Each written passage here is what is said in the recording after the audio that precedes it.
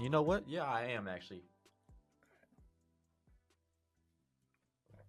Yeah, that's some good fuel. All right.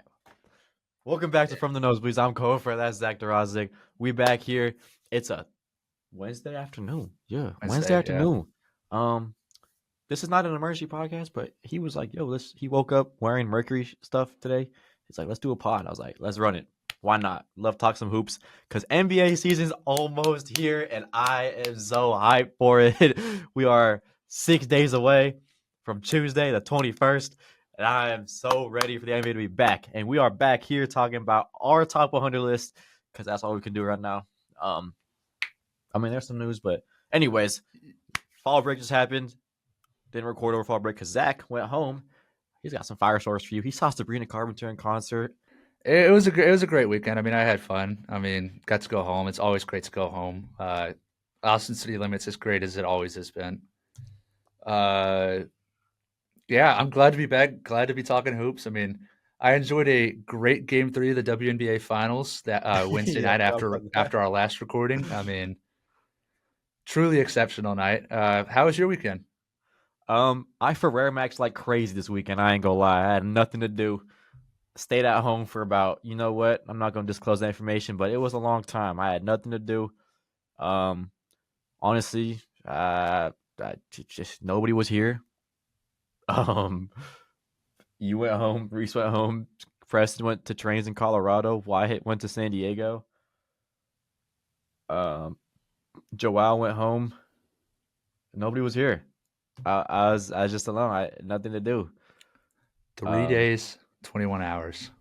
yeah, that's all right, man. All right. Anyways, we You we know got what?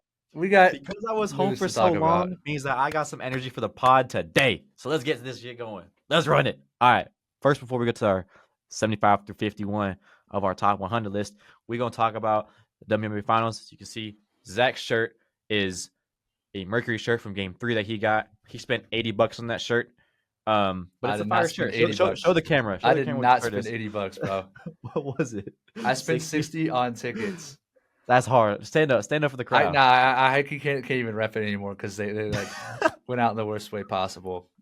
Yeah. Okay, let's talk about game 3. What a game that was. Mercury I came back mean, from what, down 15, was it? 17, I want to say going into the 17. fourth. It was crazy. Something like that. You was at that game. Give us your first-hand experience of that. I like I don't even know how to explain it. It was such a roller coaster of emotions being inside that building. I mean, you could see that the fans wanted it more than anybody else. I don't think I've ever heard what's it, the Mortgage Matchup Center now. Mortgage I don't think matchup. I've ever heard it get that loud. I mean, granted, I haven't seen the Suns in the finals, but still, I don't think I've heard it get that loud. Just a ridiculous effort. I mean, it's unfortunate for the Mercury and for the Mercury fan base the way they went down, but they, you can't say they didn't try. They gave an incredible effort. I mean, they fought tooth and nail, down 17 going into the fourth. They brought it back to tie the game up multiple times within that fourth quarter. They had many chances to win the game, and all considering this is playing without their second best player in Satu Sabali, who Mm-hmm. unfortunately exited the game in the fourth quarter with Nasty. a concussion.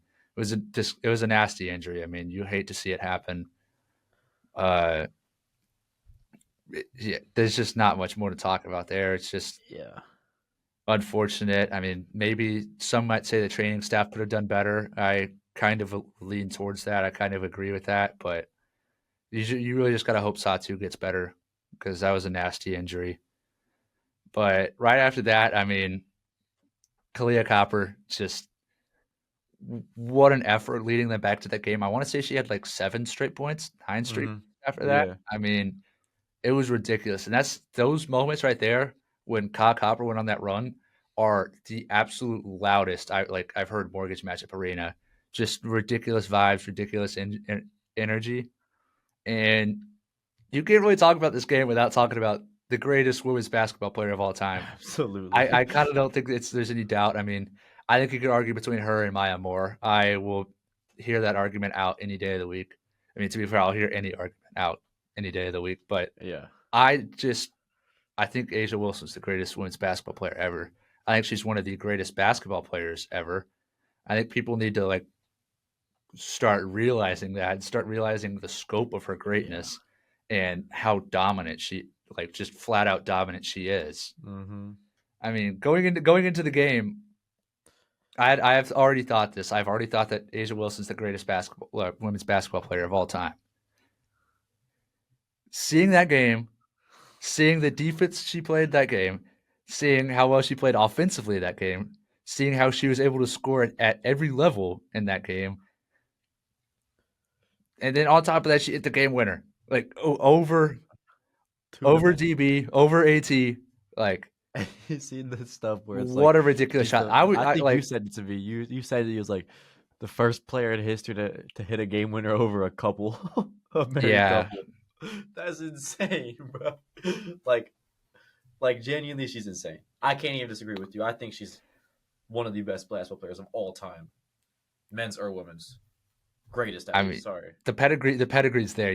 Like you could Yeah, argue so many different people, but the but hardware she has is there. it's nuts. It's legit nuts. She's a ridiculous company. Like she's in talks with like Bill Russell and Wilt Chamberlain. Do you know how insane that is Yeah, to it be is in those wild. conversations?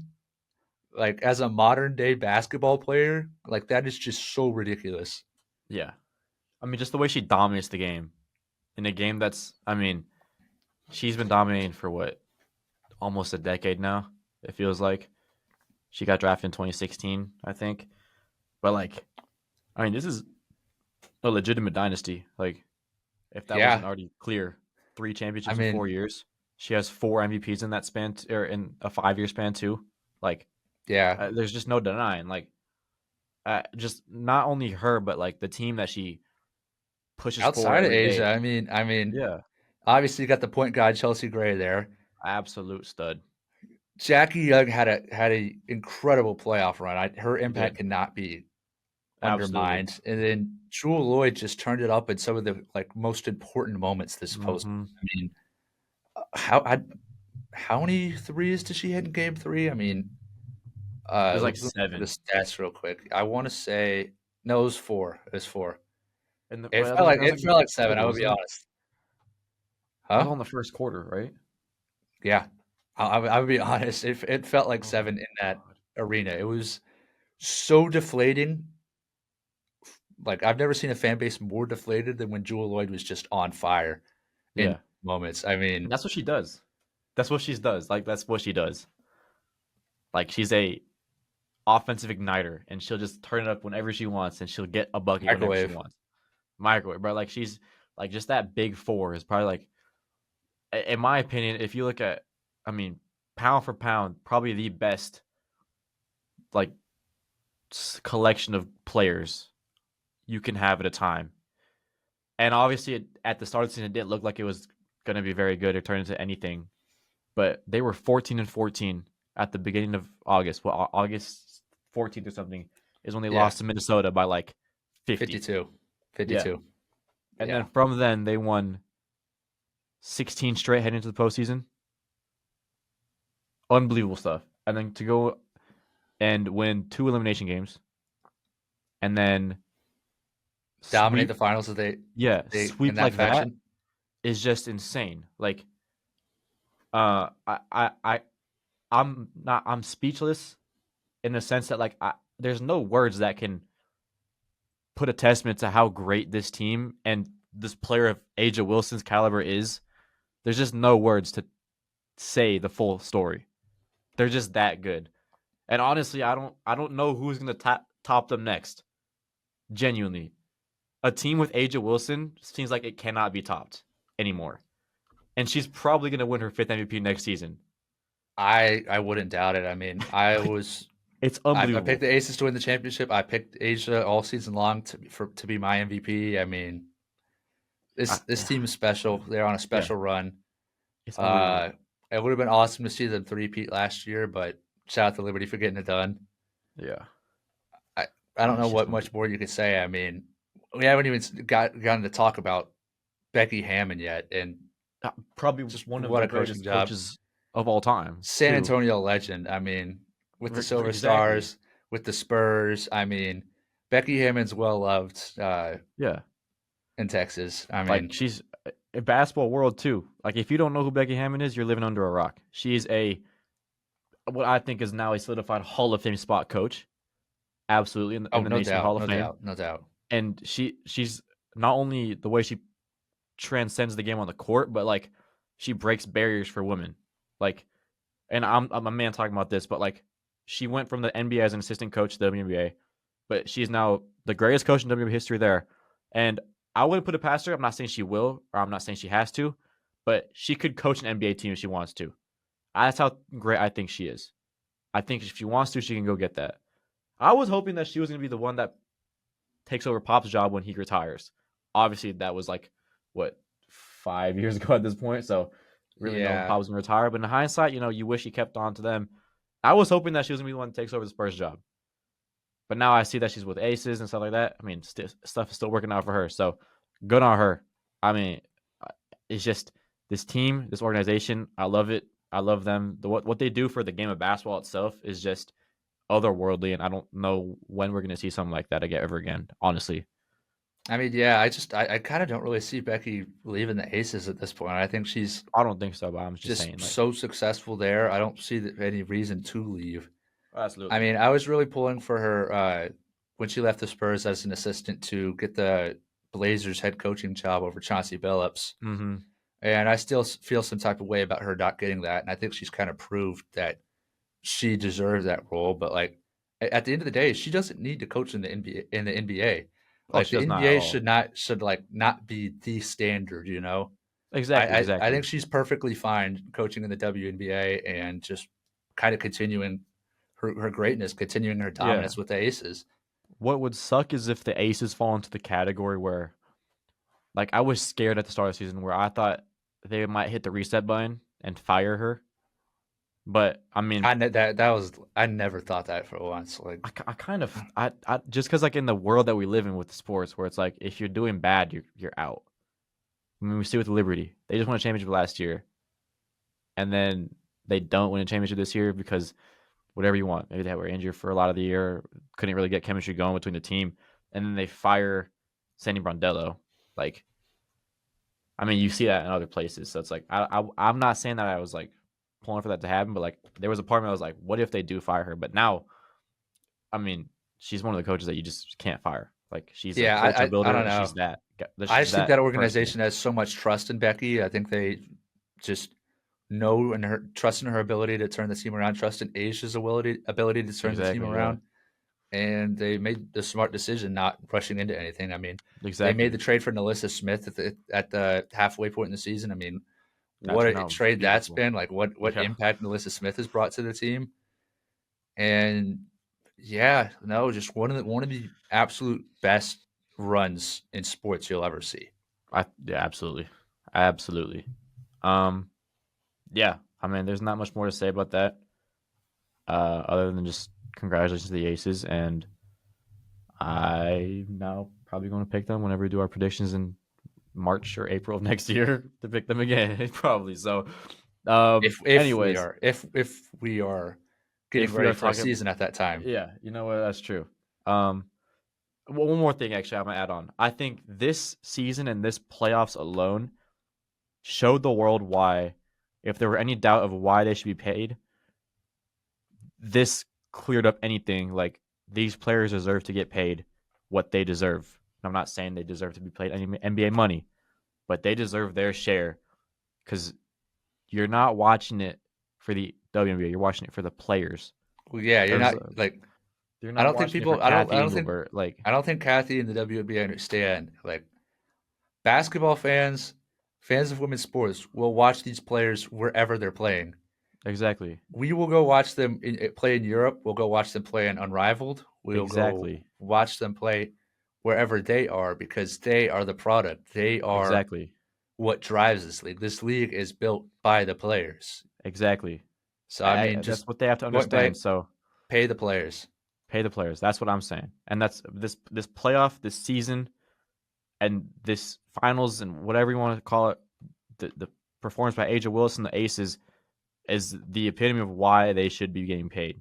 And again, I'm not saying same as NBA players. I'm just saying they should get paid what they deserve because they deserve a lot more than 245,000 a year. If I'm being honest, a lot more than that, I think. Um, but yeah, we'll talk more about that when the time comes. We got a long Hopefully, off season. yeah, it's a Hopefully there's an very off long off season. season. So I mean, WNBA stuff will come around because we're gonna start getting into college basketball soon. So, some things will come up maybe, but yeah. Now we'll talk about continue our top 100 list. This is our last episode. This episode we are going from 75 to 51. So our second quarter, whatever you want to call it, third, whatever. It's a quarter of what we have. And this one has a lot more names that a lot more people are probably familiar with. Last episode we had a lot of guys that are great role players. This one has a lot of still great role players, but a lot of them are more household names than the last episode. I think there was plenty of household names in the last episode. Oh, If I'm being absolutely. real. But like, I'm just saying, like if whatever, you know what I mean. But like, at least for me, at least, I don't know what your list looks like yet. I haven't really looked at it, but we will start 75. Let's do 75 through 71. You go ahead. Start with your first five. All right, so coming in at 75, I got Brandon Pajemski. 74, Daniel Gafford. 73, Isaiah Joe. 72, French Vanilla, one half of French Vanilla, Luke Cornett. The vanilla part. And 71, Kristaps Porzingis. Mine, 75. Sorry, I had to get some fuel. 75, I have DeAndre Hunter. 74, that's where I have Brandon Pajemski at. 73, I have Cam Johnson. 72, I have Norman Powell. And 71, I have Naz Reid. So we have pods in there. Interesting list. We've Yeah. got some guys that I was higher on, some guys that I was lower on. I I mean, so Nas, I already went over Nas. yeah, Nas I could have put a lower, but I think the loss of Nikhil Alexander Walker is going to increase his role in his production. But you said last episode he's more of an idea player than anything. But I can't undermine the talent that he has. He's a great floor spacer, and I think we talked about this off air. I think Ant's due for an MVP season type of season, and with that comes a lot of playmaking, and I think that feeds the ball to Naz Reid a lot more. Um, on the perimeter, all that kind of stuff where he likes it. That's why I put him at 71. But I honestly could see him. I could see him. He's one of those guys that's very like he's gonna move a lot on this list. If I have to be honest, like he could be as high as maybe 50 or as low as off the list, if you know what I mean. Like he's very fluid with it. But if I had to say choose safe space, I had to say in this portion of the area. I'm not saying like with him, you can't really compare him to people that he's around because his play style is just very unique. It doesn't really correlate to a lot of teams and stuff like that. But I mean, he's just this is kind of just like a placeholder of like a safe spot, I guess, if that's a for my interest, my idea is like that's a safe space to put him, for my opinion. Yeah, I think that's fair. Kind of already hit on some of these other guys like Isaiah Joe. Yeah. Uh, what about Brandon Pajemski? We both have him right around the same So spot. You have him yeah, 74. I have him 75. yeah. I Last one honestly, finished. I think you're kind of right having him higher. Like I feel like I could put him over Isaiah Joe and Daniel Gafford, but he's right around that same tier of player. Mm-hmm. Uh, hot take, not hot take. I don't think it should be a hot take, but uh, I think Brandon Pajemski is just flat out the best prospect the Warriors have going forward. Yeah, I know, absolutely. I I think mean, first of all, talk about the player. He's one probably going to be if he works in his shooting, he's probably going to be one of the most dynamic two-way players in the league. He's quick, agile, can move laterally very well. He's very smart. He's really smart on defense. He learns a lot from Draymond, but he's very smart in terms of clogging up passing lanes and just being active on defense. And he's a break starter, just like Draymond is. So it's kind of like having Draymond in a guard form, which obviously you don't really. I'm not saying that's a very good comparison, but like it's kind of like having Draymond in a guard body. But talking about off the court, He's a great culture guy. I mean, we see with the WNBA, he's showing out at the Valkyries arena, or not the Valkyries games all summer in the offseason. He's kind of like that guy that like you want on your team as a culture guy. And I'm from the Bay Area. They love culture. So that goes hand in hand with the way you play, your culture building. It's kind of like how like you feel good, you play good kind of thing. That's how he is. And that's a great thing going forward for a young guy in Golden State. Curry was like that. He was a culture builder. Draymond was like that. He's a culture builder. Baron Davis back in the day in the We Believe team was a culture builder. And all those guys developed into great players for them. I see Pods as that same type of player, guy, culture builder, and player just to be good moving forward. Yeah, and I absolutely agree with a lot of that sentiment. I think Pods is a great guy to just have around in the building. I think he's very coachable from what it looks like. Mm-hmm. I mean, he had a bit of a down year last year. I still didn't give up on him. I hope anybody didn't give up on him, but because he still showed plenty of flashes, plenty of Mm-hmm. stuff worth hanging on to stocks for, worth hanging on to belief for. And I think if he has a better shooting year, I just think that this is a really good basketball player. I mean, he's already a good playmaker. Uh, I mean, yeah, that's really it. If the shooting comes, he will be a much improved player. Yeah. You want to get on to the next five? Or you want to talk about? Uh Is there anybody else that you want to talk about? I know you nah, have. nah. It's definitely somebody I want to talk about. Go ahead. Luke Luke Cornett. Cornett. Luke Cornett. I don't even know where to get started on Luke Cornett, man. I They think Luke got Cornett they got French is Miller right pick and rolls, arguably bro. I think Luke Cornett is very arguably the best backup big in the league. Like Absolutely. I don't think it's that a sounds like crazy, but like I it's like him, Hartenstein up there maybe, Mitchell Robinson maybe up there for best backup bigs. yeah, but you got to consider the Thunder run a lot of two big lineups and Hart starts in some cases. You're right. Mitchell Robinson, I'll absolutely hear out on that, but I mean, Luke Harden Cornett's just like that, bro. such an elite rim protector. He's such a smart player. There's so many different things that he does well. Like Yeah. he's an elite playmaker. He's or at least for his role, he's an elite playmaker. Elite rim protector for being a backup big. I mean, on the roll, he's an elite role man. Elite putback guy, great in transition, great off ball. I mean, we've seen how the Spurs are using him uh, so far in the preseason, and he's like in the pick and roll with Wimby, and I think he's going to be so good this year. Yeah. I That's the most insane thing, having Wemby and Luke Cornett in a pick and roll, bro. Oh my god. Like actually that's insane. I don't know like what much more I could say about this guy. Like Bro, he's a tell somebody 10 good years offensive ago. rebounder too. Like he creates extra possessions, good enough defensive rebounder. Tell somebody 10 years ago that you have two 7-footers in a pick and roll together. I mean, I think Luke Cornett is going to get shouts for sixth man of the year. Yeah. I That's kind of can't the point that disagree with that. I'm at. I'm like I can't. with him being playing an emphasized role, he was already one of, if not the best backup big with the Celtics. I think with his role being emphasized more in San Antonio, he definitely has a chance to win sixth man of the year. Yeah.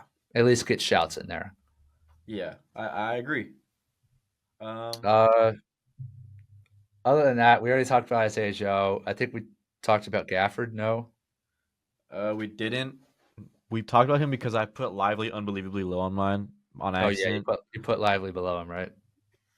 Well, no. I put him above him, Oh but I didn't have I don't have Gafford on my list, that's why. oh yikes. But I just not gonna lie, brain fart moment. Um, but what said is said, so I gotta stay Have with you it. had Kristaps yet? He's coming up later. All right. Wow. Okay. Uh, Yeah, just quick hit on Kristaps. I mean, He's still a very, very good player when healthy. Yeah, absolutely. I absolutely loved that trade that the Hawks made. I thought they got great value in getting Kristaps. It's all about health. I mean, we saw like the injury, the mysterious injury that kind of derailed his season last year.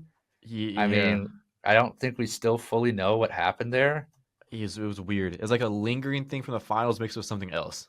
It was a Yeah, weird thing. I think you just if you're the Hawks, you just have to hope for health because That's when a he's great fit. healthy, this is just such a great fit playing next to Trey. I mean, Kristaps is like really good rim protector, probably the first really good elite level rim protector that Trey's ever played with. Yeah. I mean, when you think back on it, like he really and truly is. Vince Carter. No, I'm kidding. I would I say mean, Capella, but he was out of his prime. extremely efficient shooter. I don't know what more there is to say. It just Yeah, it's a good fit. It's a great fit, actually. it's a great fit. I mean, decent playmaker for his size too. I mean, his ranking all depends on health because I think he could actually be so much higher if he's healthy. I only have him low because of the the inconsistencies with health. Yeah, that's fair. Um, all right. You want to get through 70 through 65? 66. 66.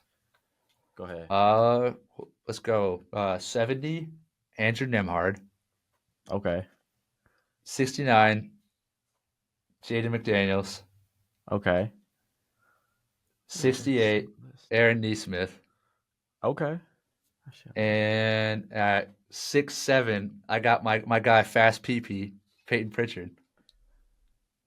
Uh, Rounding out this list at 66, Jalen Suggs. Favorite of the pod, Jalen Suggs. We can't be rude, bro. Just do. I need another shot. What's your list? Oh, it's cold. Oh, okay. 70, I have Zion. 69. Wow. Hold on. I think it's my reason after this. 69, I have Josh Hart. 68, I have Lou Dort. 67, I have Van Fleet. 66, I have Levine. Now, wow, Zion, that low. Hear me out. Like, I just don't know if this brother's gonna play. Like, I would love to buy into the hype. So But you're buying into the skinny Luca hype, but not the okay, skinny but we've Zion hype. seen Luca play at a high level before when he wasn't skinny. You know what I mean? Like we've Yeah, yeah, seen yeah. this brother be an MVP candidate. Zion, like I would love to. I think he's gonna be great this year. I have really high hopes for the Pelicans this year with him. But like I just don't know what I'm going off of. I'm going off of pictures. Like straight up, I'm going off pictures. I mean, is that not the same thing you're going off of with Luca? I mean, But before bro, last night. I've seen Luca play at an MVP level. That's what I'm saying. Zion, I've seen play at an MVP level at a Dunkin' Donuts, bro. Yeah, it's crazy, bro. Like, I'm sorry. I can't put him higher than that. He's a great player. I think he's going to be a great player. I think he's going to move to maybe, I don't know, 30 something by the end of this year. But I can't put him any higher right now because I don't know what I'm going off of. Like, straight up. I don't know what I'm going off of. I don't. I guess that's So I fair. I can't. I mean, really can't.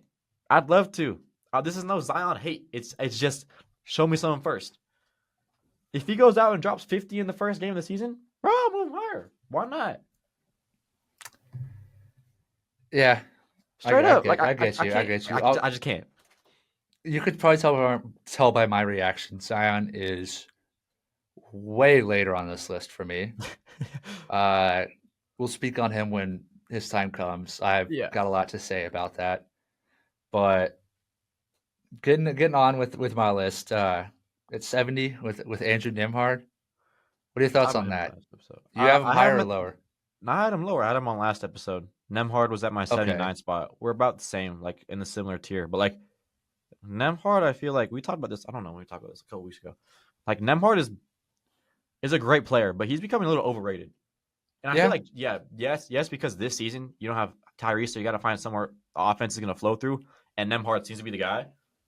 But like, let's pump the brakes for a second. Like, it's kind of the same thing with Zion. Yes, Nemhard had a great playoff run last year, but Nemhard's game is very offensive. like offensive oriented. He gets the ball and he just it's almost like I'm not comparing him one bit to this player, but how Michael Porter Jr. every time the ball hit his hands, the possession ended. Nemhard kind of feels that same way. There's not a lot of playmaking with him. That's no knock to him because his offense is great. I think he's still one of the better two-way players in the league. He's kind of like a guy that plugs up pass lanes really well and plays off or plays with the ball well. But I mean, like he's becoming a little bit overrated where they're like, Nemhard's a top 50 player. He's gonna have an all-star season this year. No, like he's just not. Like he might prove me wrong. I can see it. I'm here for it, but I don't think so. Yeah, I was just looking at stats real quick, just pulling it up just to confirm what I was going to say. I didn't expect me to be the Andrew Nimhard believer on this podcast. I don't know why. I just thought you would be, but I think a lot of people were kind of overreacted to Nimhard last postseason. I mean, obviously he had a extremely good postseason, Uh huh. but I just think his game is very complementary to Yeah, Tyrese Halliburton's in a sense, absolutely. and I kind of worry about it without Tyrese because so much of his game predicates on Tyrese being the engine of the offense and running offense, and that allows Nimhard to give his all defensively and play at his best defensively. I don't know how Andrew Nimhard's defense is going to look with him Yeah, having to carry so much ball handling prowess. Uh, I don't know how his offense is going to look when he's at like scaled up and asked to do more offensively. I was looking at it.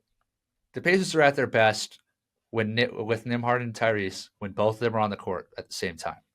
mm-hmm. They're at their worst when it's just Andrew Nimhard on the court without Tyrese. Yeah. They're actually in the negative on off net rating wise. So Damn. it's kind of rough. I probably will have him lower next season, just based off what I'm predicting for this season for him. But Yeah. as of now, I think it's hard to argue him any higher or any lower. But Yeah. There's a soft spot that you can find for him, definitely. Um, I want to talk about. I have Levine at 66. You have him at 100. yeah, Um, Levine to me, I like Levine a lot. I think now I kind of see a path where this is justified. Although I can have a lot lower. I'm not gonna lie. But they just signed Westbrook. I think that creates a lot of opportunity for Levine because Levine doesn't need the ball, and Westbrook can get him the ball. And yes, Westbrook can come off the bench most likely, but like Levine is still one of the better scorers in the league in my opinion. Um, and I feel like he kind of complements Westbrook a lot, like really well. Westbrook can slash, Levine can catch and shoot or anything like that. He can drive when he wants to. He can get his shot from anywhere he wants. Um, and I feel like what Sacramento's building, like it doesn't seem like they have really a real direction. But Levine is just still one of those players that like I can't look past with his talent. His defense isn't the greatest, but I think in a system with Domantas Sabonis, DeMar DeRozan, I mean that's just like a lot of high energy guys. That's kind of what Levine thrives off of. We saw in Chicago when he was with DeRozan back then in 2022. Just that high energy type of system he thrives around. So that's why I think he's going to be pretty good this year. But I'm kind of also basing it off of talent, and I can't undermine his talent. Kind of like what I said with Naz Reid earlier. But I could have him lower. I could see him a lot lower on this list soon. I guess that's a fair shout. I mean, he's still a really good shooter. He's still a lights out shooter. Still a scorer in the microwave. Yeah, Uh, I just can't put him this highly. I think there's people that are just better value at this point. yeah, Uh, well, that's fair. just more valuable. I think his contract is not helping the scenario. I think his contract's kind of holding back public Oh, perception absolutely. on him, which that definitely holds back a bit on me. I definitely like perceive him as being a worse player just because of his contract, but still, I don't think he's that much higher than what I put Yeah, that's fair. him. Um, Where do you have Jaden McDaniels? Is he higher or lower? Because I have him at 69. I'm about to talk about him right now. If you want to hop to the next five, we can talk about Jaden McDaniels. Uh, I mean, there's just not. What more can be said? He's one of the best defenders in the league. Yeah. Offense has come a long ways over the years, I'd say. He's not exactly where he needs to be offensively, but he's But still one this of season, I the think he can most take a jump. valuable wings in the league. Yeah, I think he can take a jump this year on offense, though. Again, like I said with Nas Reed, we think that Ant is gonna. We talk about off. I think Ant is an MVP candidate, obviously this year. One is probably one of my favorites for it, and with that comes better playmaking because that's one of the areas that he needs to improve upon. If that's where he wants to be, MVP caliber, he needs to improve on his playmaking, and that helps guys just like Jaden McDaniels who likes us in the corner a lot, and that's a great spot where Ant slashes, kick to the corner, right? And that helps McDaniels. I feel like he does really well. We saw it in the Lakers series last year where he can kind of get to his spot on the baseline from either the wing or the corner, kind of pump fake, get one dribble, knock down a shot in the midi, or just shoot a corner from a kick out. Um, so I think he's going to improve upon that just because he's playing off of Anthony Edwards. I think Anthony Edwards just makes a lot of players on his team a lot better. If I'm being honest, and I don't think that's very much of a hot take.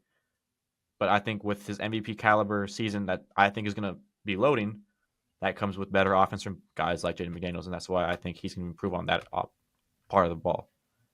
Now his defense also, he's one of the best wing defenders, like you just said, so he's going to need a lot of work there. But mix those two, you got maybe a top 40 player if you can get better on offense. Yeah, I mean, yeah, there's just not much more to say. That's kind of who he is as a player right now. If he develops more, he can easily be higher. Uh, yeah, on to the next, really. Yeah. Do you have Aaron Neesmith? I talked about him last episode. I have him at, where do I have him? I had him Do you somewhere. have him? I thought I did. Oh, I don't apparently. Never mind. Jeez, man. That's I'm that's not gonna rough. lie. I That's thought I rough. did. That's rough. I really thought I did. Well, I am Um, a yeah, go ahead. proud truther of Aaron Neesmith. I've been on him kind of since his Vandy days. I really believed on him when the Celtics believed in him when the Celtics drafted him. Never sold that stock, and I'm glad it's finally paying off. But elite shooter, lights out shooter, one of the better wing defenders that you could have in a role player. I mean, we saw the troubles him and Nemhard were giving Shea in the finals, which I mean, by giving Shea trouble, he's still averaging 30, but you're making it harder on him. Yeah, You're forcing him to shoot shots and not his teammates. But he's overall just one of the more impactful guys in the league, whether it's playmaking, shooting, defending. One of the better guys in the league, and yeah. I don't. absolutely deserving a 68. I fully Uh, thought I don't got that. much to say about Jalen Suggs that I've already talked about on the pod. We want to talk about fast PP. Go ahead. I already talked in the last episode.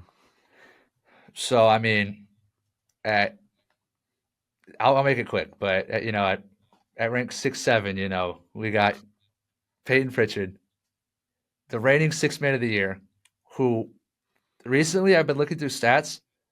I think he could actually be better this year than he was last year.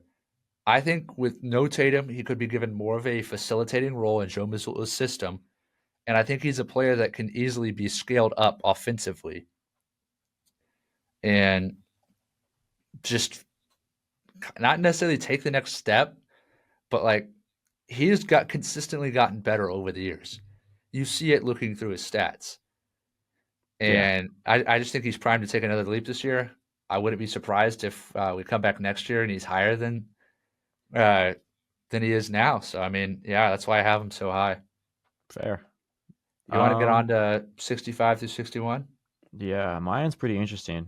At 65, I have DeRozan. 64, I have Hartenstein. 63, I have Paul George. 62, I have Drew Holiday, and 61, I have Jaden McDaniels. I mean, we already talked about Jaden. I mean, you go ahead first. You go with your five, your next five. All right, 65. I got a SAR. You Okay. already had, Yeah. At 64, I got Cam Johnson. You already had. Uh huh. At 63, it's hard for me to put, but Tyler Hero. Fair. 62, Ty Jerome. Okay. And Ooh. 61, another guy who you already had, and Christian Brown. Yeah. Yeah. Okay. So a lot of similarities here, or not similarities, but repeats. So let's start with both our 65s. I had Asar Thompson. You talked about Asar Thompson last week, Yeah. You go ahead. but just one of the freakiest players in the league. And I honestly think that's an understatement.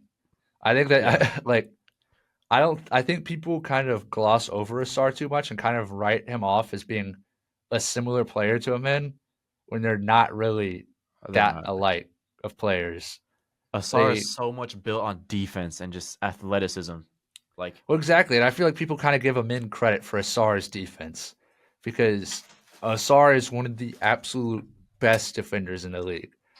I don't yeah. think he'll ever really win DPOI just because it's a Biggs award, and with the amount of elite rim protectors in the league, I don't think you're going to win as a wing or as a guard He'll be one of those like necessarily. shouts that's like third or fourth perennially.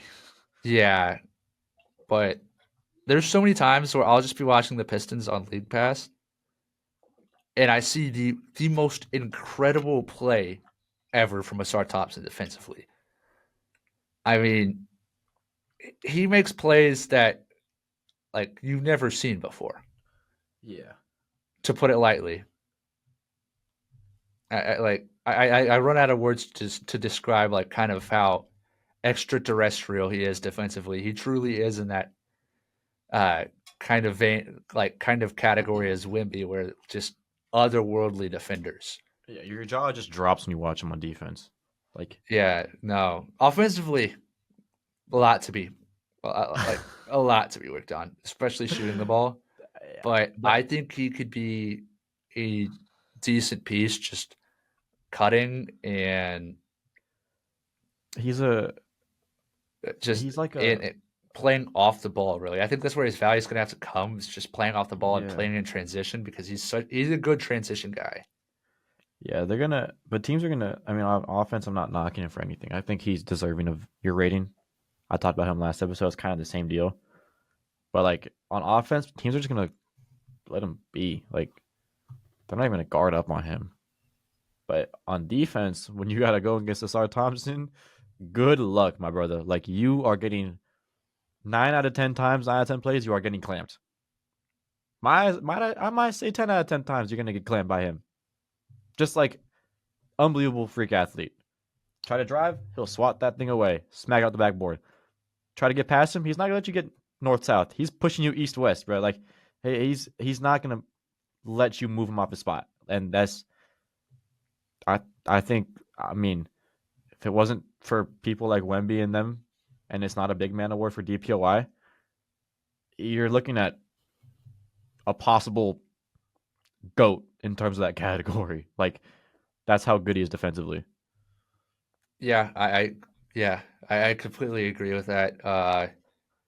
His playmaking is pretty intriguing. I think there's something there, just in the Yeah, limited role that he has.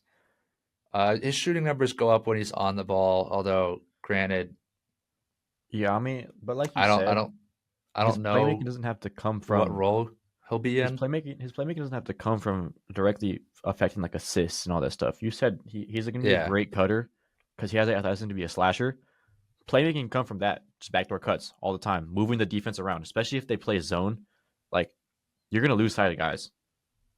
Even if you're playing man, if you're playing man on a Star Thompson, he cuts behind you. You're not getting to him. Like just throw it up to the rim. If there's no rim protector, just throw it up to the rim. He's going to get there. So that's playmaking in a different sense of just passing the ball, where I think he's going to be very good at, like you said, this year.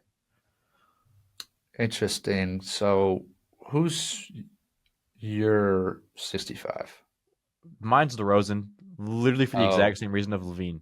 Like they're probably like DeRozan. I put higher. I like DeRozan better. Scoring's more. I'd say more aesthetically with the pleasing to you? yeah, absolutely. um, but they're the same, like in the same boat. That's why I kind of paired them together. 65, 66. I'm not going to dwell too much on that. You talked about it last episode too. Again, it could be a lot lower. One that I want to talk about from my side is Paul George.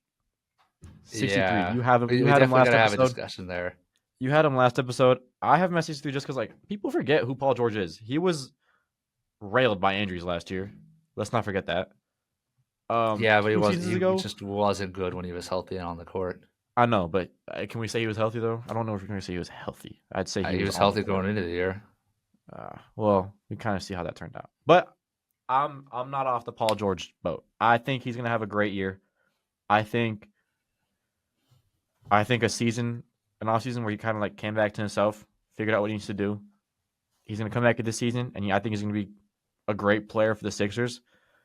The Sixers, I think, are probably one of the most like polarizing teams in the league, and I feel like obviously with Embiid's health, which we'll probably get to a lot later in this rankings, like Embiid's health mixed with Tyrese Maxey's ability to score the ball. Then you have a young up and coming guy in Jared McCain, who right now is injured. And you have Paul George, who is Q the outstanding team, but that type of guy that you see right now.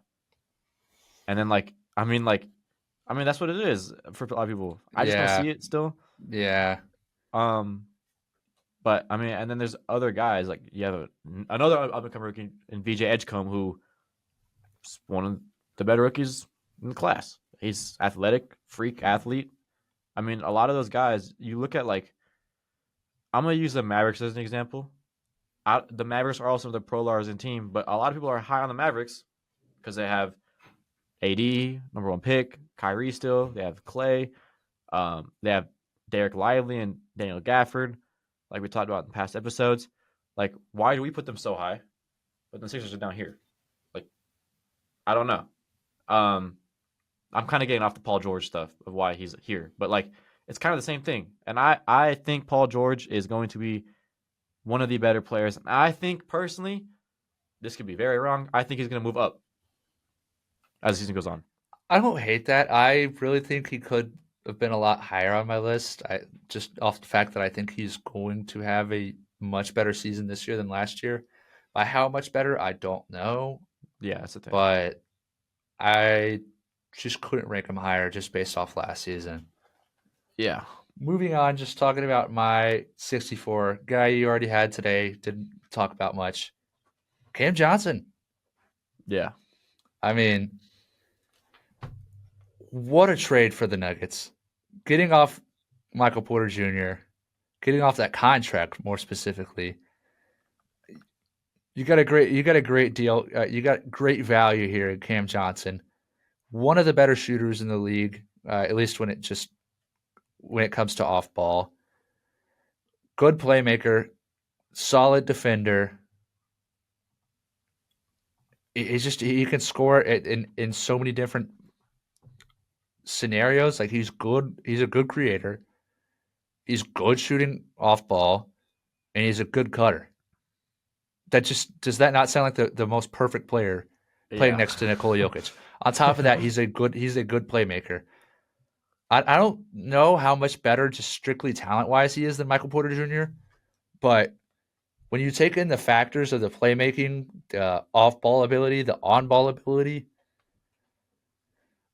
I think this trade makes the Nuggets so much better, and I think Cam hmm Johnson is a really good basketball player in this league, and I think he'll go on to prove it this season or continue to prove it. Yeah. I 100% agree. And I think like when it comes to it, it's almost like the Nuggets just traded 1 for 1 for just a better version of what they had before. Well, and they gave up a future pick for once Jokic could be off the team, and Yeah, but still, like it's it's like so like yeah. like you got rid of Michael Porter Jr., which I think was the ultimate goal. Um, yeah, I mean, there's not much more I could say about it. Who do you have at 64? Or was I that have PG? I have Hartenstein. Ooh, Hartenstein is a interesting one because, like we talked about earlier, he's not really a backup big. That's why I have him that high because he could start like on the daily for more than half the league. But I mean, Hartenstein I think is one of the better. He's just such like a big body. He does everything well. Like he's a he's a above average defender. He's good at he's a great rebounder, one of the best in the league. Um, his stats don't show it just because he's not on the court as much. And you have Chet Holmgren playing next to him. And then on the offensive side of the ball, he's one of the better big playmakers, I think. And I think playing in that system OKC helps him a lot. Um, like I've said for a lot of these players, playing off of other great talents. For his case is Shea, J-Dub, Chet, those guys. He gets a lot of the benefit from it, and I mean I like him a lot. Like I said, he could start on a lot of NBA teams, but in the sense that he is, I would love to put him higher, honestly, but I can't just because he's just like not that like um he doesn't have like he's just not starting for his team. That's why I feel like not on like a starting like perennial like daily date basis. You know what I mean? Because they will switch it up. Yeah, yeah, I get that sentiment, but in the same right, He's a great player. That's the thing. he's such a great player, and he starts quite frequently. Yeah, I That's the know. thing. I mean, it it's I kind don't of hard know. to describe his It's impact at yeah. times. I mean, great off ball guy, great cutter, obviously sits in the dunker spot a lot offensively. Uh, Great playmaker when he does get the ball. Good defender, good rim protector. But I think a part of his game that a lot of people have slept on, and like you're gonna clown me for this again, like I said with Zach Edey. He is a great screen setter and a great advantage No, creator, he is. which is very key in the Thunder's offense with how much ISO ball they run and how much Yeah, they try to get Shea and Jade up going downhill. Those high screens coming off half court are so important towards the Thunder's offense and have created so many buckets for them. yeah. He's an. I'm admit he could definitely be a lot higher. I He's a think lot, I lot think higher his than you, impact right? also like kind of goes beyond the stat sheet in some rights, like for Yeah. example, screen assist right there. But some of it's very evident on the stat sheet. Like he is one of the better offensive rebounders in the league, Mm-hmm. and that's just so important in this era of winning that is so determined by turnover economy and how many possessions you end the game with. Yeah. If you get what I'm saying, Absolutely. so his value is just so key to this Thunder team, and I put him higher. We'll hear him later today. Yeah. All right.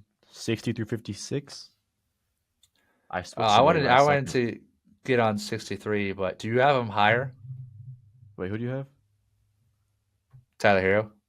I have him higher. Higher. I will talk Not by about him there. much. I want to talk about 62 and 61 as well. But Go ahead. Go ahead. Go ahead. 62, guy who had a huge year last year, another a guy I expect to have a huge year this year. Ty Jerome of the Memphis Yeah. Grizzlies. I can't believe they got him.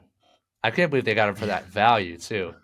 I mean, I can because he had a terrible playoff, but still, I thought it was kind of dumb by the Cavs to let Ty Jerome get out.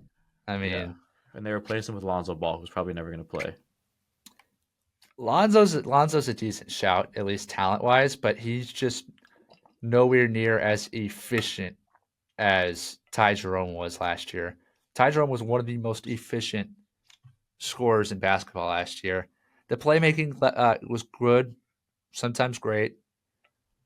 Uh, Defense is always going to be an issue with him just due to his limitations with his yeah. That's always going to be an issue, and we was kind of evident in the playoffs. He kind of was a non-factor in the playoffs for the most part. Mm-hmm. Uh, there was some times where he looked better than Garland, but that was just because Garland was struggling and playing through injury. Yeah. But I expect Ty Jerome to be a key part of this Grizzlies team next year. How good the Grizzlies will be is to be determined. I think a lot of that weighs on how good John Morant is and how much John Morant can raise their ceiling this year. Yeah. But Ty Jerome will be a key piece there. And at Yeah. 61, I wanted to hit on Christian Brown. you talked about him last episode. I don't think I ever really got to talk about him, but Yeah, you didn't. we're talking about the best players that can possibly play next to Jokic. Talk about Cam Johnson. Christian Brown is up there with one of these players that just feels tailor made to play next to Nikola Jokic. I mean, one of the best cutters in the league. Good creator, good shooter, just tailor made to play next to Jokic.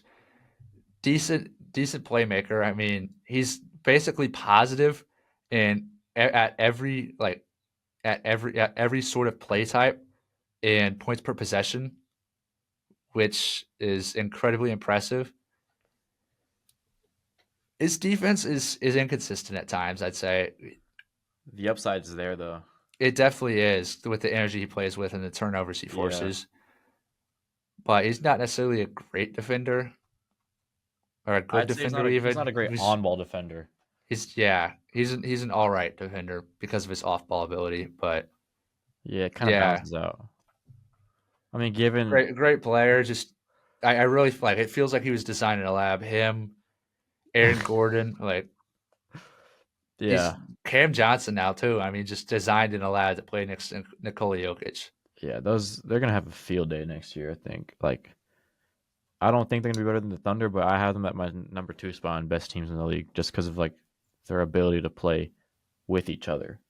It's just otherworldly. I mean, Um, they took the Thunder to 7. That was with Michael Porter Jr., exactly. who couldn't Yeah, lift his arm above his head or yeah. whatever. Is yeah, something like that. It was his pec. It's like right here. Uh, I was like, what the fuck? Yeah, last two spots of the day. Let's get on with it. Let's get with 60 through yeah. 56. Go ahead. I'll go first. 60. I don't know if you had him already, but Jared Allen. Pretty close. 59. Might be a bit low to some people, but Alex Caruso. Hmm. 58. OG Anunoby. Hmm. 57. I kind of considered him a lot with some of these guys that are below him. But yeah, I think you could also consider him with some of the guys above him. Austin Reeves. Oh. 56. Derek Lively. You're 90 something best player. Yeah, that was a blunder on my part. I'm not gonna. That might be the biggest blunder of all time. All right, My let me hear your list. so we have one that's very similar in range. 60, I have KP Porzingis. 59, I have Jalen Suggs. 58, I have Jared Allen. 57, probably low, but I mean he's injured. Damian Lillard, and then 56, I have OG. Okay, so that We there's have like a three lot of guys there that are similarities. right in the same range as Yeah, I you. have them. So Porzingis already Uh, touched on. Suggs, did he ever let's start touch at on my this year? 60. Let's we both have them. Let's Oh, start at my yeah, 60. Jared Jared Allen. Allen. Yeah. Um, Yeah. I mean, that's if you want to talk about bigs lineup, two big lineup. That's the best one in the league right there. Him and Evan Mobley, and they play off each other so well on defensive end. I mean, Allen is one of the best rim protectors in the league. I think him, Darius Garland, is a great duo. I think he complements Darius Garland more. Um, I mean, you have the stats to back it up, don't you? Yeah. I'd have to look at the on off lineups between him and DG, but great scorer out of the post up, great cutter, a efficient passer whenever he gets his opportunities. Like you said, one of the better defenders in the league, really good rim protector. Uh, him and Evan Mobley just play off each other so well. I think sometimes it leaves more to be desired from in the playoffs, and I do kind of feel like out of the Cleveland core, he's the most expendable given his contract, and yeah, we'll see what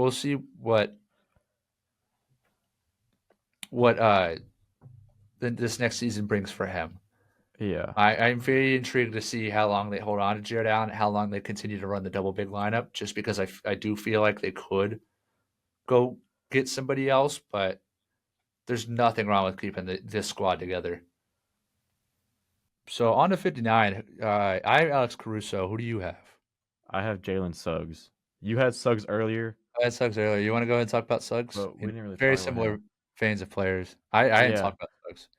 Um, we talked about him a couple weeks ago when we had that like one little segment. Suggs is one of the best guard defenders in the league, and especially with this Magic team that's up and coming and young.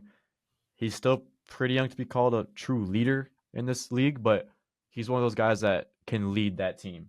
I mean, he's a dog. He's just scrappy and all that kind of stuff. He could work on the offensive side of the ball, but he doesn't really need to because they have guys like Paulo Banchero and Franz Wagner and all those guys. They just trade for Desmond Bain, so he doesn't need to be that kind of guy on the offensive side of the ball. So his role is strictly playmaking, and then obviously the biggest part of his game is defense. And I mean, now that he can put a lot of effort into that defense side of the ball, he's probably going to be one of the best defensive players. We talk about with Asar. He's not the same athleticism, but he's probably going to be bound for top 10 DPOY voting for many years to come. Um, he's smart on defense. He's fast. He's quick. And yes, his offense isn't the greatest, but he can still get a bucket when he wants to. He'll put up a smooth 20 if you want for a night, if you need it. Not love him. I love that Magic team with him. And I think he's super vocal, which I think that's why I said he's kind of like a leader for the team. He's very vocal. He's he's loud. You can hear him on the court. He's that guy. He's a dog. Yeah, I absolutely get that. And I think his offensive game is only going to get better. He's shown signs. He just got banged up this year. Hopefully, he can stay healthy. Hopefully, for that Magic team success, he can stay healthy. Mm-hmm. Because they're a very fun squad to watch when everything's going well over there in Orlando and every player is healthy. On to my 59, who I kind of feel is a bit low, but at the same time, I kind of feel like this is just right, if you know what I mean. Mm-hmm. And that is Alex Caruso. I Yeah. don't think you've mentioned him yet. I'm assuming you have him on your list. He'll be next episode. All right, cool, because he needs to be on this list. Yeah. But we talked about Suggs. We talked about his defense. Alex Caruso's just one of one. Exactly. The best guard defender in the league. The smartest guard defender in the league. Mm-hmm. There's just so many plays watching, especially throughout this Thunder playoff run, where I'm just like, how did he see that? How did he Mm-hmm. make that play? How did his brain process that quickly? Mm-hmm. Because I think he sees the court differently than anybody else does. He's 5 steps ahead, man. He almost sees the court like an offensive player, like a offensive minded engine type player, you know. Like you Mm-hmm. got these cerebral players who manipulate defenses to get good looks, you know, like a Tyrese, like old Chris Paul, like Luca, like Yeah. here James Harden. I mean, he really is like kind of the defensive equivalent of that, I'd say. Yeah. And it just showed so much in the playoffs. I mean, even at his size, his ability to offensive rebound is nuts. I mean, it's not great, but like he's not a great offensive rebounder by any metric by any means. But he's But got at boobs. his size, he makes those effort plays that generate extra possessions. I mean, Mm-hmm. not even talking about his turnover creation, which in a turnover economy driven league is huge. I mean, he is one of the most impactful players in basketball. Yeah. The Thunder got him locked down in December, I want to say, for a great contract. He's going to be there for a very long time. He's going to be contributing to winning for a very long time. I mean, he's already a two-time NBA champ. Yeah. I Just mean, great player. There's not yeah. much more to say, really. I'm gonna talk about him later, next episode. Not too far into next episode, but later. One that I want to hit on for mine, my 57 was Dame. Okay. Um, I mean, it's just the injury. I like at his age, having a torn Achilles, and then he's switching teams too. Obviously going back home, but I mean, he's switching teams, has a torn Achilles. It's just like a weird situation where I don't really know where to put him. For like a lot of these guys that like dealt with injuries that we'll talk about later, Tatum, Halliburton, I didn't really know where to put them because I didn't know if I was basing off of where they rank in the league when they're healthy or if I was ranking it off of next season alone. for Dame's case, I kind of went with not next. I kind of mixed them both. But even without his injury, he was kind of trending in the direction that he wasn't one of the top players in the league anymore. I think though, if he was healthy for this season, I think he would be. He's obviously a lot more comfortable in Portland. He's the main guy in Portland. He would have. I think he would have been a lot higher if he was healthy. But I don't know what that fit is looking like. But I just know what what I know is his impact on teams in the past and his talent from the past. Um, it's just really weird to rank him. I don't know where you have him, but it was really hard to put him somewhere. I have him later today, but I'm just gonna go ahead and get my points off about him now. I mean, Damian Lillard is still one of the best players in the league. Yeah, As of last year, he was still one of the best players in the league. Uh, it's just tough. It's tough to see where he's going to be at going forward.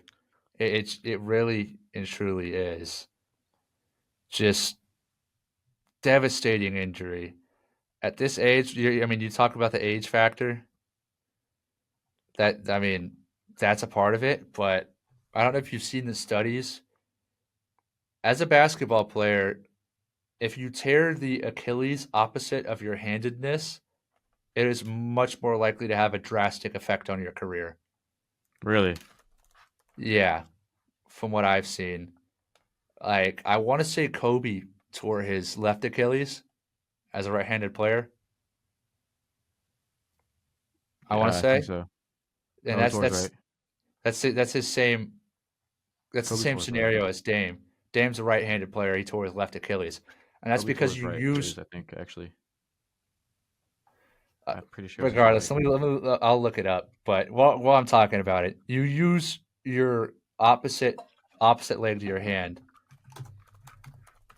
to push off of. No, it was his left. Never mind. You're right. Yeah, okay, that's. But regardless, when you're playing, you're using the opposite leg to your handedness to push off of on drives, and that just becomes so much harder once you tear your Achilles. Like, I want to say the best Achilles recovery we've probably ever seen in sports was KD. KD, and that was same leg. I want to Mm-hmm. say, and I want to say Tyrese's is the same, and so is Yeah, Tatum's. Tyrese They is were their right. same leg. All of them are right except Dame and Kobe.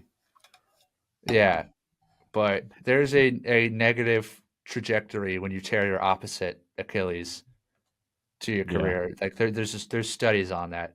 So I have deep concerns about Dame coming back, but until then, I'm gonna keep him ranked where I have him. We'll hear him in uh, when we announce 55 through 51. But yeah. With Dame yeah, though, with the Achilles is like his game isn't explosive, but it's very hard to like you can't look past how much an Achilles tear affects a player like Dame when his 3 point shooting relies a lot on mobility and like how he can create a outside 3 point arc because he'll fade away. He'll like there's a lot of pressure and force that goes into that left foot or any foot for that matter when you're attempting shots like that. Like there's a lot of force, and yeah, he likes to move left with the ball, which puts more pressure on that left leg and that Achilles. So it's not just the explosiveness and all that kind of stuff or trying to get off to go downhill. His 3 point shooting is going to be affected, and he's one of the best in the league. So I know he's probably going to be able to, or best one of the best ever 3 point shooters. But I think he'll be able to get past it and find a way to adapt. But it's going to be interesting to see. Like I just don't know. That's why it was so hard to rank him. I just don't know how it's going to be. I mean, maybe he takes a more off-ball role, maybe a more off-ball centric role, just Maybe. instead of constantly being on the ball in Portland and being put in those scenarios where you need to push off your left leg. Yeah. But it's difficult. It Um. is. Anyways, you want to get 58. to last? Who Oh, did you have at 58. 58? Jared Allen. We'd already talked about that one. Oh, I know who we both had. Do you want to talk about OG? OG is like a he. He's like he's one of the best defenders in the league. I think for a lot of these guys on the list, it's either you're good at the top guys are good at both sides of the ball, or very good at one side, or very good at the other. But OG's kind of like that piece in New York that that every team kind of wants. That good size wing plays really well really well defensively, and is a good playmaker on offense. He's a slasher. He can get downhill. He'll back cut, and he plays really well with Brunson. Because Brunson will find him.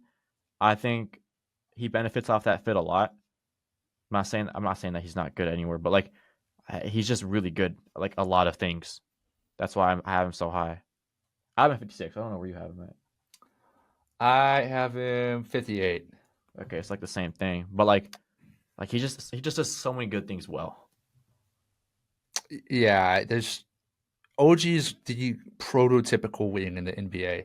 That's why Yeah, whenever it comes time for the draft, you see so many different players getting compared to OG, but they're never quite OG because OG is just a special breed of athleticism and intelligence as a defender, while being a good playmaker offensively.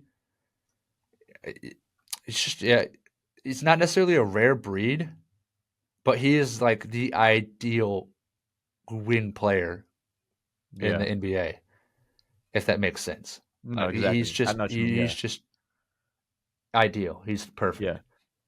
Um, At 57, I have Austin Reeves. I'm assuming you have him higher. Not by much, but we'll get into him next episode. All I right. have him at like 46. I'm not gonna talk about him today, but you can talk about him if you want to. No, we'll talk about him next episode. All right, you want to get into this last bunch of five? No. Wait, who I you got a have? player I want to talk about. A player who you underrated Oh, Derek like Lively. crazy. Jesus Christ. Yeah, Derek Lively. Yeah. Yeah, man. I just I didn't underrate him for the record. I just misplaced him. I didn't realize it, and it's too late to switch anything. So stick with it. just speaking on Derek Lively. He's a guy I really liked out of Duke. Not to get too far into the past, but at the time of the draft, like I don't think you could build a much more ideal center for Luca than Derek Lively, Yeah. and it just shows in every way he plays. He's one of the better rollmen in the league. He's one of the better scorers on cuts in the league. Not a great shooter. He's never going to be a great shooter, but that's not his role. Straight post up guy or cuts, and that's all he needs. Mm-hmm. He's very intelligent. He knows how to play with a creator. I mean, we saw that when he was playing with Luca.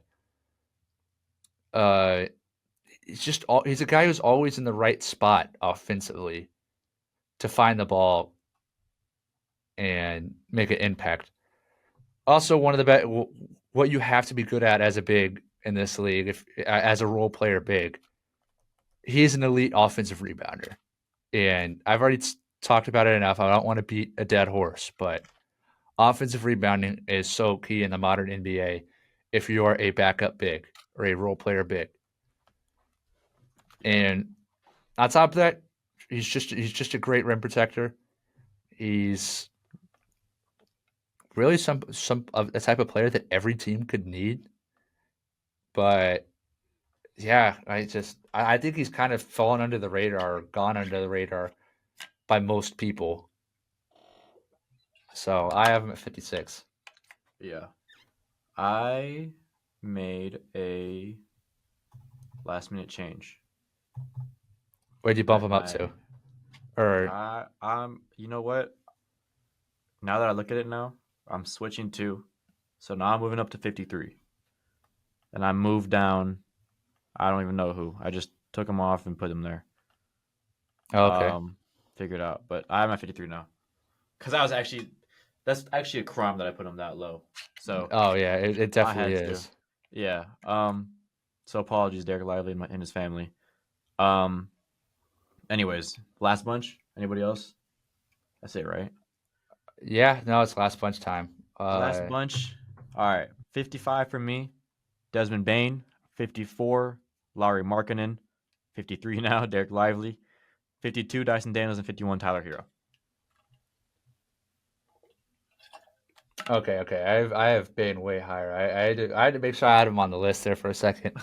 I started panicking, but starting off the list, we got a few names we already mentioned: Isaiah Hartenstein, Yeah. Damian Lillard, Mm-hmm. Fred VanVleet. Talked about him already. Yeah. Uh, did you have? Yeah, you had Fred VanVleet already, right? Yeah. Okay. There's really only two guys to talk about. Draymond at 52, which does Uh-huh. feel a bit low for me. And then, a bit of a swing here to end off the episode. Cooper Flag at 51. Yeah. Only rookie on my list. That's fair. If you want to talk about him, I strayed away from rookies. I just feel like I can't. I don't agree with putting rookies in top 100s before the season, but as soon as Tuesday rolls around, hey, I'll move him in anywhere. Honestly. I don't blame you. Like I completely get that mentality. I just think there's some guys who No, it's absolutely. it's obvious that they're going to be good, and it's obvious how good they're going to be. Mm-hmm. I mean, I think you could bet on like some other guys from this class being in the top 100 next year, like a Dylan Harper, a Con Knipple, BJ Edgecombe. maybe Malawach, Yeah. few other guys in this class that could be there. But RJ Davis. yeah, okay. But Coop can make the list out of college. I don't need to see much more. I've seen plenty in the summer league. I've seen plenty in preseason. Coop's a special player. Yeah, that's fair. Uh, like top tier defender. He's got great size defensively. He's a really good player, like playing off the ball. Like he's an incredibly smart player playing off the ball. Good shooter for his size, I'd say, and for his role. Yeah. But I think what's kind of like what can be developed more is just him playing out of the pick and roll and him handling the ball a lot. We saw that a lot last year at Duke. He was John Shire kind of forced him into those scenarios to try to develop him. Yeah. And he showed some flashes there of being a really good player on ball, but it's just a bit more left to be desired. And I think he'll grow. I think he'll grow into that as the season goes. You know, once Kyrie comes back, I think he'll find a more idealized role, and he'll really just you'll start seeing him put up better stats. You'll start seeing his impact more and more as the season goes along. I mean, I haven't even talked about one of his best attributes, which is his playmaking just off the dribble. I mean, I kind of hit on it. We talk about him on ball, but Yeah. just attacking closeouts, he's a great playmaker, Yeah. and that's truly one of his most special aspects at his height. Yeah. I don't know. I think by All Star No. break, I think by like around All Star break time, he could be an All Star caliber player. Absolutely. Let me I see don't him know. I play don't a know if he'll make second it. league I, first. I don't. I don't know if I don't know if he'll make it. I mean, He's not gonna make it. the NBA hates putting rookies in the All Star game. I mean, Wemby definitely deserved his rookie year, Yeah, but it's not. If we he saw gets what it, happened there. It's not off the coaches or whatever executive. It's off the fan vote, which he might get, honestly. Maybe. But in that West, I don't know. I mean, you have LeBron, Jokic. I mean, maybe actually, I don't know. I don't know. Off fan, it You. could be honestly. I don't know. Maybe I would. I'm assuming you have Draymond higher on your list He's than too 52. higher, so I'll talk about him We'll next talk about him episode. next episode. There's okay. My guys that I have on mine, Desmond Bain, you have higher. Talk about later. Lively, already talked about. Markkinen, do you have Markkinen on your list? I have Markin higher. Okay, I'll talk about Markkinen later with you. Dyson Daniels, I know you have higher. The one I want to talk about is Tyler Hero. Because we didn't talk about Hero when you went in last part. Hero for me, I had him higher. I moved him down a little bit. But Hero is the ultimate volume scorer in this league. And yes, he's great. That's why he's on this list. But he's not as great as people have him. Like, people have him top 30, which is insane. I feel like because his defense isn't where it needs to be. His offense is unbelievable, but I mean, it's outside of just pure scoring. It's not a lot there, and I guess like kind of fits Miami's identity because they don't really have anybody. Like he's really the only guy. Um, and it's interesting. He's an interesting player, but I mean, like I love Hero. Don't get me wrong, but I can't put him really any higher than the the high 50 or the low 50 range. Yeah, I know you have a bunch of efficiencies on him that kind of back it up. late addition to my list. Oh, you just You changed might it? not, you might not believe it. I kind of left off Dyson. Oh, that's crazy. I just like he like slipped my mind. Really? I'm not gonna have him crazy high. I think I'm gonna put him at 73, like around that range, Oh, wow. just because of his inabilities offensively. But I have talked a lot about turnover economy, and I have to give it to him. He's the best turnover economy player in the Yeah. league. I mean, You if you want want to talk you about want you want extra possessions. You want Dyson Daniels to play exactly. basketball for your franchise. I mean, Yeah. he's one of one. I talked a lot about one of one defenders today. I talked about Asar. I mean, I compared him to Wimby, but Dyson Daniels is kind of the Wimby of steals. He's kind of extra. He's pretty much extraterrestrial when it comes to Yeah, steals and he very much deflections. is. I mean, if you want to talk Yeah, about defense and being ahead on defense with Alex Caruso, Dyson Daniels is yeah, up there with just being ahead of everything, and he will blow up anything that you want. His IQ is unbelievable on the defense side of the ball. yeah. Like he But will blow up any play you set at him. there's still a lot. There's still a lot to be desired offensively, and Absolutely, but I yeah, don't think you can just kind of wipe out a whole side of basketball when it comes to discussing a player. yeah. I mean, So obviously he needs work there, but we'll see it out on social media where I decide to put him, but yeah, he'll definitely make the list. So yeah, yeah. Hero. We were talking about Hero. Sorry, yeah. I just completely blanked, and I was like, "Wait, there's no way I missed Dyson Daniels." And it turns out I did, but it is what it is. All right, end off the Tyler, episode. Your thoughts on Tyler Hero? we're ending off the episode with Tyler Hero. Gosh dang it! I just don't get the value in Tyler Hero. To be honest, uh, I don't.